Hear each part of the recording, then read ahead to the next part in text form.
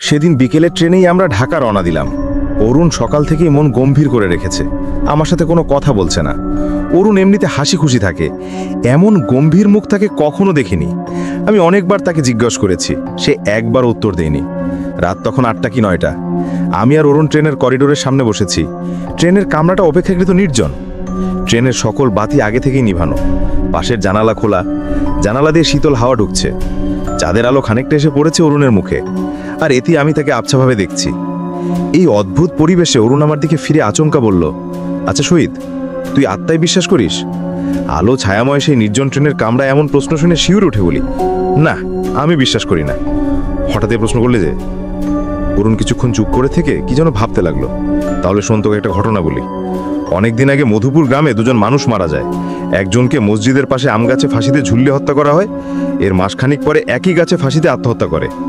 গ্রাম অঞ্চলে এ নিয়ে খুব তোলপাড় হয়। তখন থেকে গ্রামের মানুষ এই গাছটি এড়িয়ে চলে। পারতপক্ষে কেউ রাতে ভুলেও আম গাছটির তলা দিয়ে যায় না।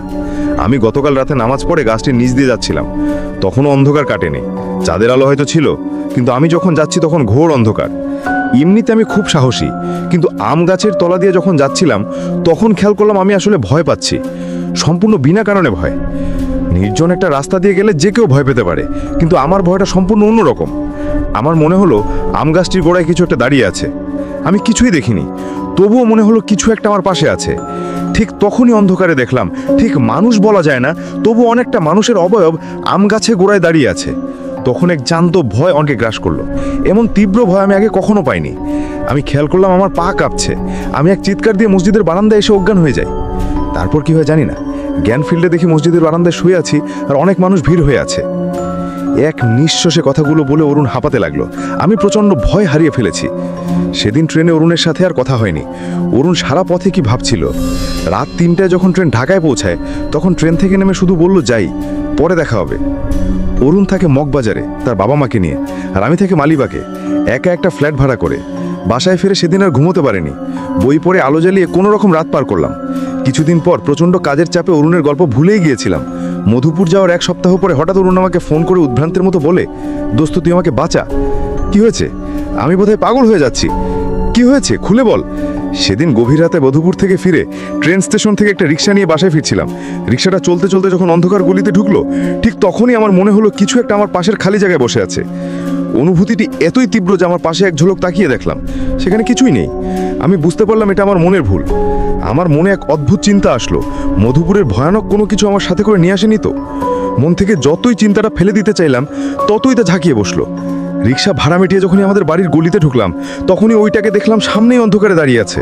তার চোখ মুখ হাত পা কিছুই নাই, মনে হলো আমার দিকে চেয়ে আছে। তার মুখে ত্রুটির হাসি। আমি দৌড়ে বাড়ির গেটে যেয়ে দারোয়ানকে ডাকতে থাকি। দারোয়ান আমাকে ধরে নিয়ে রুমে দিয়ে আসে। এত কথা অরুণ এক নাগারে বলে হাঁপাতে লাগলো। আমি বললাম, এসব তোর কল্পনা, চিকিৎসা নিলে মনে হয় ঠিক হয়ে যাবে। প্রথমে আমিও তাই ভেবেছিলাম।